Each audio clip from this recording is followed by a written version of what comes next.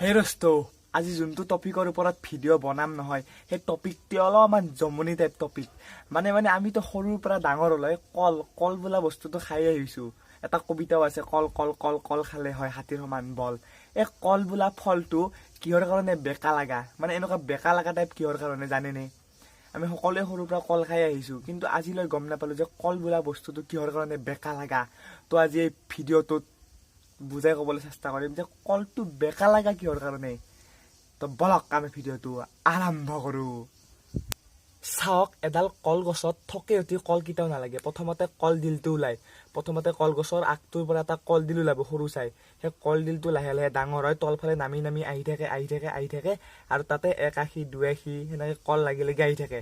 আৰু যেতিয়া গোটেই কমপ্লিট হৈ যায় তেতিয়া পিছতে এক থক কল বুলি কয়। আজি গোটেই সম্পূৰ্ণ প্ৰচেছটো বুজাই আছোঁ, ৰ'ব। চাওক, এই কলথোকৰ যোনটো কলফুল, মানে এই বস্তুটো প্ৰথমতে কলগছডালৰ আগটোৰ পৰা ওলাই আহে সৰুকৈ। এই কলফুলটো লাহেকৈ কলগছৰ আগটোৰ পৰা ওলাই আহে আৰু লাহে লাহে ওলাই ই তলফালে নামি নামি আহি থাকে আৰু এক আশী দুই আশীকৈ কল লাগি থাকে। ই যিমানে নামি আহিব সিমানে কল লাগি আহি থাকে।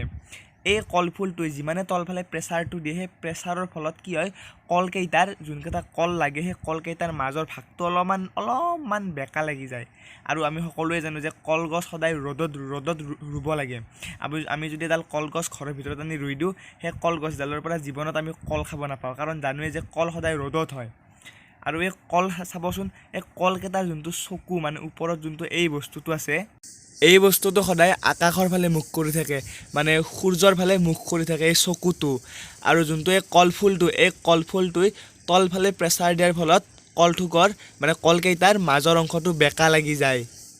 হে দোস্ত, তো নিশ্চয় গম পালে যে কল বোলা ফলটো কিহৰ কাৰণে বেকা। যদি বুজি পালে তেতিয়াহ'লে কমেণ্টত ক'ব মোক, আৰু যদি বুজি পোৱা নাই কি ক'ব, আৰু যদি বুজি পোৱা নাই আৰু যদি নতুনকৈ মোৰ ভিডিঅ'টো কোনোবাই চাই আছে তেতিয়াহ'লে মোৰ চেনেলটো